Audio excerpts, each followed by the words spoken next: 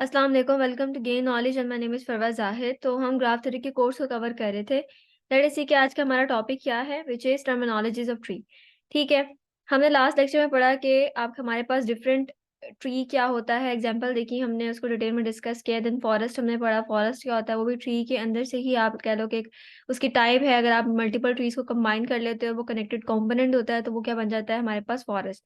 आज हम पढ़ेंगे कि उस ट्री के अंदर मल्टीपल टर्मिनोलॉजीज़ क्या होती हैं। लेट अस सी फर्स्ट हमारे पास टर्मिनोलॉजी क्या है, रूटेड ट्री। ठीक है, रूटेड ट्री क्या होता है? A tree together with its root produces a directed graph called a rooted tree.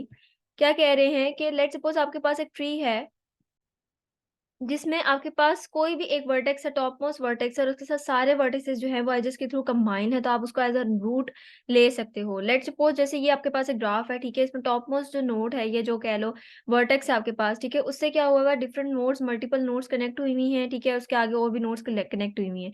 ठीक है, ये इंटरनल नोड है, ये मैं बताऊंगी इंटरनल नोड्स क्या होती हैं, लीफ नोड्स क्या होती हैं, आगे हमारे पास स्लाइड में आ रहा है, वहां मैं समझाऊंगी। ठीक है, तो आप जो भी आपके पास टॉप मोस्ट वर्टेक्स होगा या नोड होगी, आप उसको क्या कर सकते हो, as a root node consider कर सकते हो। एक और पॉइंट यहाँ पे लिखा हुआ है, an unrooted tree can be converted into rooted tree by choosing any vertex as a root. अब वो कह रहे हैं कि लेट सपोज आपके पास एक ऐसा ग्राफ या ट्री आ जाता है जिसके अंदर कोई रूट नोड गिवन नहीं है। लेट सपोज कि ऐसा कोई ग्राफ आता है, लेट सपोज अगर मैं इसी ग्राफ को उल्टा देती हूँ तो आपको कैसे पता चलेगा कि रूट नोड कौन सी लेनी है। ठीक है, तो आप किसी भी एक वर्टेक्स को पकड़ लो बीच में से। लेट सपोज मैं इस वाले नोड को ले लेती हूँ और मैं इसको रूट बना दूं, तो मैं कह सकती हूँ कि ठीक है, मेरी एक जो है वो रूट नोड है और इसके साथ सारे मेरे वर्टिसेस कनेक्ट है। लेट सपोज जैसे जो भी मेरी ये वाली रूट नोड है, इसके साथ ये कनेक्टेड, देन आपस में ये दोनों कनेक्टेड, देन आगे मेरा ट्री बन जाएगा। और किसी भी एक रूट नोड को अगर मैं लूंगी तो उसके थ्रू अगर मैं अपने सारे वर्टिसेस बनाना और एजेस क्रिएट करना स्टार्ट करूँ तो मेरे पास फुल एक ट्री बन जाएगा। ठीक है, अच्छा, अब हम चलते हैं आगे की टर्मिनोलॉजीज पे, which is parent, child, sibling and sister, descendants, leave, internal vertices. अब हम देखेंगे कि पेरेंट क्या होता है। ठीक है, which is what is parent. आपके पास मैंने एक ग्राफ लिया है, ठीक है, ग्राफ है मेरे पास जो ए है, which is a root node, जिसको हम रूट नोड भी कह रहे हैं, उसको हम क्या कहेंगे, पेरेंट है। ठीक है, अगर एक आपके पास नोड है, वो टॉप मोस्ट पे, उसके बाद उससे फर्दर मोर नोड्स कनेक्ट हैं या फर्दर मोर वर्टिसेस कनेक्ट हैं, तो इट मीन्स कि वो क्या है, पेरेंट है। देन चाइल्ड, चाइल्ड क्या होता है, उसी जो पेरेंट था, जो आपने पेरेंट कंसीडर किया था, उस पेरेंट के साथ जितनी भी नोड्स कनेक्ट होंगी, जितने भी वर्टिसेस कनेक्ट होंगे, वो वर्टिसेस क्या होंगे, चाइल्ड होंगे उसके। जैसे फॉर एग्जांपल ए का चाइल्ड कौन है, बी एंड सी। सी का चाइल्ड कौन है, जी एंड एच। जी का चाइल्ड कौन है, के। इसी तरीके से बी का चाइल्ड कौन है, डी, ई एंड एफ। ई का चाइल्ड क्या है, आई एंड जे। आई होप आपको समझ आया कि चाइल्ड की मैं कैसे एग्जांपल दे रही हूँ। ठीक है, ये नहीं कहना कि ए के चाइल्ड ये सारे हैं, नो, ए के चाइल्ड बी एंड सी है, सी की चाइल्ड जी है, जी का के है, और फिर एच बी जो है वो सी का ही चाइल्ड है। तो इस तरीके से आप कहोगे कि चाइल्ड जो है वो ए के पेरेंट के जो चाइल्ड है वो कौन है, बी एंड सी। देन हम बात करेंगे सिबलिंग्स की। सिबलिंग्स क्या होते हैं, सिबलिंग्स फॉर एग्जांपल जैसे ए था हमारे पास पेरेंट, और उसके बाद उसके चाइल्ड आ गया बी एंड सी, तो बी और सी आपस में क्या है, सिबलिंग्स हैं। ठीक है, जैसे हम कहते हैं ना कि हमारे फादर हैं, फादर के जो दो बच्चे हैं, लेट सपोज एक बॉब और एक चार्ली है, तो बॉब और चार्ली आपस में क्या है, सिबलिंग्स हैं। ठीक है, तो इसी तरह से कह लो, लेट सपोज ये एलिस है, एलिस एक लड़की है, ठीक है, और वो क्या है, मदर है, तो it she is a parent, and Bob and Charlie are her childrens. ठीक है, तो वो क्या होगा, आपस में क्या है, सिबलिंग्स हैं। तो अब आप कह सकते हो for example D, E, F जो है वो सिबलिंग्स हैं, और वो चाइल्ड किसके हैं, बी के।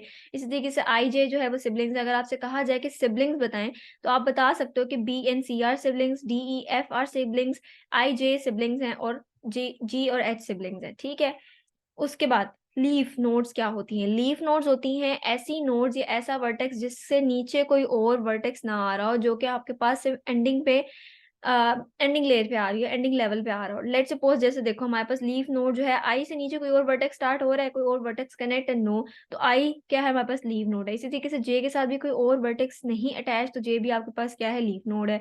एफ के साथ भी आपके पास एफ भी कंसीडर होगी as a leaf node, because F से नीचे भी कोई और नोड या कोई और वर्टेक्स जो है बाय एज नहीं कनेक्ट। इसी तरीके से डी भी जो है वो आपके पास लीव नोड है, के है, एच। अगर आपसे पूछा जाए कि इस ग्राफ के अंदर लीव नोड्स बताएं, तो आप बता सकते हो डी, आई, जे, एफ, के, H R the leave nodes of a particular graph. ठीक है, देन आपके पास आता है इंटरनल वर्टिसेस। इंटरनल नोड्स या इंटरनल वर्टिसेस क्या होती है, जो मैंने बताया था कि हमारे पास प्रीवियस वीडियो के सॉरी प्रीवियस जो स्लाइड थी उसके अंदर भी इंटरनल नोड्स था। मैंने बताया था कि मैं नेक्स्ट स्लाइड में आप लोगों को समझाऊंगी। इंटरनल वर्टिसेस होते हैं जैसे, अब हमारे पास सी जो है वो इंटरनल वर्टेक्स है। कैसे? क्योंकि ऐसा वर्टेक्स जिस वर्टेक्स से नीचे आपके पास उसको आपको और वर्टिसेस मिल जाए, ठीक है। सी हमारे पास इंटरनल वर्टेक्स है, क्यों? क्योंकि उसके जो साथ आपके पास मल्टीपल एजेस जो हैं, ये मल्टीपल सॉरी जो आपके पास चिल्ड्रंस है वो कनेक्ट है, ठीक है। ऐसा वर्टेक्स, हम कह रहे थे चिल्ड्रन किसके होते हैं, पेरेंट के होते हैं, तो आप इसको एज अ पेरेंट भी कंसिडर कर सकते हो। बट अगर इससे ऊपर कोई और, लेट सपोज आपके पास वर्टेक्स ना होता तो सी क्या होता, पेरेंट होता, जी एन है जिसका चाइल्ड होता। लेकिन सी को आप एज अ इंटरनल वर्टेक्स भी कह सकते हो, बिकॉज इसके साथ अपने इसके चाइल्ड्स हैं, ठीक है। अब हम देखेंगे कि इस ग्राफ के अंदर इंटरनल वर्टिसेस कितने कितने हैं, कौन से हैं। ए हमारे पास इंटरनल वर्टेक्स है, क्यों? क्योंकि इसके साथ अपने दो चाइल्ड्स कनेक्ट हैं, ठीक है। बी इंटरनल वर्टेक्स है क्योंकि डी ई एफ इसके साथ कनेक्ट है। ई जो है वो इंटरनल वर्टेक्स है, आई जे इसके साथ कनेक्ट है। जी भी जो है वो इंटरनल वर्टेक्स है, क्यों? क्योंकि इसके साथ के जो है वो अटैच है। इसी तरीके से सी भी इंटरनल वर्टेक्स है, क्योंकि इसका जी एन एच है। अब एच आपके पास इंटरनल वर्टेक्स नहीं है, क्योंकि उसके नीचे कोई और चाइल्ड मौजूद नहीं है। इसी तरीके से के भी नहीं है, जे भी नहीं है, आई भी नहीं है, डी और एफ भी नहीं है। मीन्स आप ऐसे कह सकते हो कि जो लीव होगा वो इंटरनल वर्टेक्स नहीं होगा, और जो इंटरनल वर्टेक्स होंगे वो आपके पास लीव्स नहीं होंगे। आप इसको एज अ डायरेक्टली और इनडायरेक्टली प्रोपोर्शनल रख के देख सकते हो कि लेट सपोज अगर आपके पास लीव्स हैं तो वो लीव्स वाले अगर आप निकाल दोगे तो आपके पास बाकी रिमेनिंग जो बचेंगे वो क्या होंगे, इंटरनल वर्टिसेस। और अगर आप इंटरनल वर्टिसेस लिखते हो तो उसके बाद जो रिमेनिंग बचेंगे वो क्या होंगे आपके पास, लीव। देन आपके पास आ जाती है एक और कंसेप्ट आ रहा होता है विच इज एंसेस्टर्स, ठीक है। लेट सपोज मैं कहती हूँ कि मुझे ई के एंसेस्टर्स बताएं, ठीक है। ई के, यहाँ से मैं पेन ओपन कर लेती हूँ, ठीक है। जैसे मैं कह रही हूँ कि मुझे जो ये ई गिवन है, ठीक है, इस ई का मुझे एंसेस्टर्स बताओ। एंसेस्टर्स क्या होते हैं? अगर नॉर्मल लैंग्वेज में देखा जाए तो हमारे आबाओ अजदाद, ठीक है, कि हमारे लेट सपोज मेरे फादर, ठीक है, मेरे फादर के फादर, ग्रैंड फादर, लाइक, और फिर उनसे ऊपर ऊपर ऊपर जितने हो जाएंगे वो मेरे क्या होंगे, सारे एंसेस्टर्स होंगे। कि मेरे ऊपर वाले जितने भी लोग हैं जो गुजर चुके हैं या हैं, वो क्या है, मेरे एंसेस्टर्स हैं। इसी तरीके से अब हम अगर हम ट्री की बात करते हैं और उसमें एंसेस्टर्स फाइंड करते हैं तो उसका क्या मतलब होगा कि आपने कोई किसी भी एक कोई नोड आपको गिवन होगी और उसको कहा जाएगा कि इस नोड के एंसेस्टर्स आप बताएं क्या हैं। तो अगर लेट सपोज आपको ई गिवन है और ई के एंसेस्टर्स हैं, तो ई से ऊपर वाली जितनी भी आपके पास वर्टिसेस या नोड्स होंगे उनको आपने एज अ एंसेस्टर कंसिडर कर लेना। लेट सपोज ई, ई किससे कनेक्ट था, सी से, तो सी सॉरी बी से, और बी किससे कनेक्ट है, ए से। तो A and B are the ancestors of E. अब सी नहीं लिख देना, ठीक है। हम कहेंगे ओ हो, ई से ऊपर तो सी भी आ रहा है, नो, सी जो है वो ई से कनेक्ट नहीं है। जो ई से कनेक्ट भी हो, अब ठीक है, मैं तो ये कह सकती हूँ ना, फॉर एग्जाम्पल मेरा कोई कजन है और उसके एंसेस्टर्स हैं तो मैं कहूंगी वो मेरे भी एंसेस्टर्स हैं, नो। मेरे कजन के जो एंसेस्टर्स हैं, जो मेरी फ्रेंड के एंसेस्टर्स हैं, वो उसके अपने एंसेस्टर्स हैं, और मेरे एंसेस्टर्स अलग हैं। लेट सपोज अगर मैं ये हूँ और मेरे ये फ्रेंड है, लेट सपोज, ठीक है, तो मेरे एंसेस्टर्स अलग हैं, उसके एंसेस्टर्स अलग होंगे, ठीक है। मेरे एंसेस्टर्स अलग हैं, उसके एंसेस्टर्स अलग होंगे। तो इसी तरीके से ई के एंसेस्टर्स क्या बनेंगे, B and A. Let suppose मैं कोई और आप लोगों को वर्टेक्स देती हूँ, ठीक है।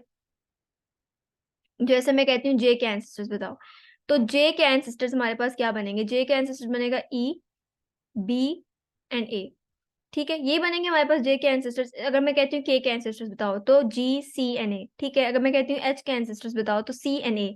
इसी तरीके से मैं डी के एंसेस्टर्स कहती हूँ तो बी एन ए। आप लोगों को समझ आ जानी चाहिए कि एंसेस्टर्स कैसे फाइंड करते हैं। देन आपके पास नेक्स्ट पार्ट आ जाता है इसके अंदर। नेक्स्ट जो आपकी टर्मिनोलॉजी है वो क्या है, विच इज डिसेंडेंट्स, ठीक है। अब आप हम देखेंगे, अभी हमने बात की एंसेस्टर्स की। एंसेस्टर्स क्या होता है कि एक पर्टिकुलर वर्टेक्स से ऊपर जितनी भी नोड्स कनेक्ट है वो क्या है, एंसेस्टर्स हैं। और उसी पर्टिकुलर नोड से नीचे जितनी नोड्स होंगी, नीचे जितनी भी वर्टिसेस होंगे जो उससे कनेक्ट होंगे वो क्या होंगे, डिसेंडेंट्स होंगे। लेट सपोज मैं कहती हूँ कि मुझे सी के डिसेंडेंट्स बताएं, ठीक है। अगर मैं कहती हूँ मुझे सी के डिसेंडेंट्स बताएं तो उससे नीचे जितने भी वर्टिसेस या जितने भी नोड्स कनेक्ट होंगे वो क्या होंगे, आपके पास डिसेंडेंट्स होंगे, which is G H N K. Let suppose मैं ई को ही रख लेती हूँ और ई को कहती हूँ कि मुझे डिसेंडेंट्स बताओ, तो ई के डिसेंडेंट्स क्या होंगे, ई के डिसेंडेंट्स क्या होंगे? I and J. I and J are the descendants of E. अगर मैं कहती हूँ ए के डिसेंडेंट बताओ तो क्या होगा? ए के डिसेंडेंट ये पूरा ग्राफ बन जाएगा, ठीक है? ये पूरा ग्राफ बन जाएगा। अगर मैं कहती हूँ आई का जो है मुझे एंसेस्टर्स बताओ तो आई का एंसेस्टर ई बी ए बन जाएगा। समझ आ रही है? तो इस तरह से आपने डिसेंडेंट्स और एंसेस्टर्स को जो है वो देखना है और उसको मेंशन करना है कि आपके पास ये ग्राफ है, फॉर एग्जांपल ये ट्री है और इसके अंदर ये रूट है। अगर आपको कह दिया जाता है कि आपको एक अन लेट्स सपोज खराब सा कोई ग्राफ बना के दे दिया जाता है, ठीक है? और उसके अंदर पहले कहा जाता है आप इसको रूटेड ट्री में कन्वर्ट करें। तो रूटेड ट्री में कैसे कन्वर्ट होगा? आपने सिंपल एक ग्राफ लेना है, ठीक है? उस ग्राफ में कोई भी एक वर्टेक्स, लेट्स सपोज इस ग्राफ ही को मैं उल्टा कर लेती हूँ, ठीक है? और ये ग्राफ को मैं कहती हूँ कि इसमें रूट ट्री मुझे नहीं पता। अब मैं क्या करती हूँ, एफ को रूट ट्री लेती हूँ और अब मैं अब एक-एक करके एफ के साथ सारे रूट्स कनेक्ट करना सॉरी सारी नोड्स जो हैं वो कनेक्ट करना स्टार्ट करती हूँ, ठीक है? जब मैं सारी नोड्स कनेक्ट कर लूँगी मेरे पास एक ट्री बन जाएगा। अब जब वो ट्री बन जाएगा, उसके बाद मुझे आगे कहा जाए लेट्स सपोज़ कि मुझे पेरेंट बताएँ, पेरेंट क्या है, चाइल्ड क्या है, सिब्लिंग्स क्या है, एंसेस्टर्स, तो आप इन सब चीज़ों को ईज़िली फाइंड कर सकते हो by the help of rooted tree. ठीक है? तो आज का हमारा लेक्चर यही था। आई होप सो आपको समझ आया हो। कोई क्वेरी हो तो आप लोग मेरे से कमेंट सेक्शन में पूछ सकते हैं। If you like my video kindly like and subscribe my channel. Thank you so much and अल्लाह हाफ़िज़।